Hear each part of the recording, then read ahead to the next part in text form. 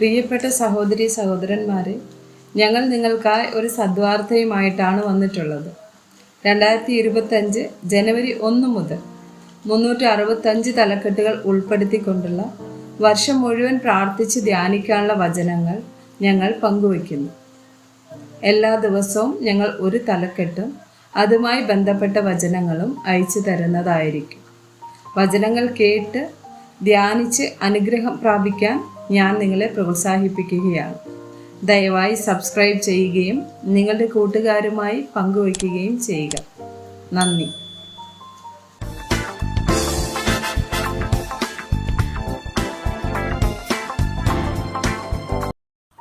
ദിവസം 193.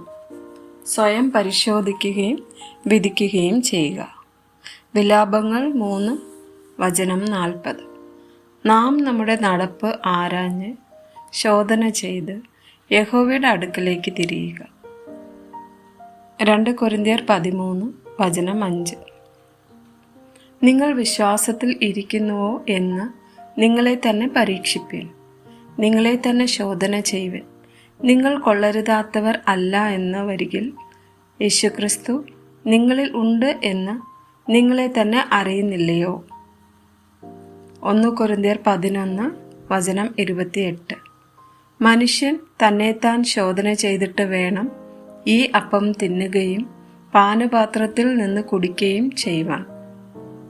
ഗലാത്യർ 6 വചനം 4. ഓരോരുത്തൻ താന്താൻ്റെ പ്രവൃത്തി ശോധന ചെയ്യട്ടെ. എന്നാൽ അവൻ തൻ്റെ പ്രശംസ മറ്റൊരുത്തനെ കാണിക്കാതെ തന്നിൽ തന്നെ അടക്കി വയ്ക്കും. സങ്കീർത്തനം 139 23 24 വചനങ്ങൾ. ദൈവമേ, എന്നെ ശോധന ചെയ്ത് എൻ്റെ ഹൃദയത്തെ അറിയണമേ.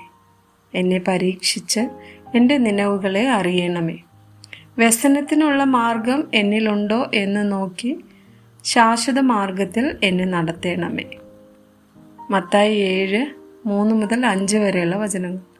എന്നാൽ സ്വന്തം കണ്ണിലെ കോൽ ഓർക്കാതെ സഹോദരൻ്റെ കണ്ണിലെ കരട് നോക്കുന്നത് എന്ത്? അല്ല, സ്വന്തം കണ്ണിൽ കോലിരിക്കെ നീ സഹോദരനോട് നില്ല്, നിന്റെ കണ്ണിൽ നിന്ന് കരട് എടുത്ത് കളയട്ടെ എന്ന് പറയുന്നത് എങ്ങനെ?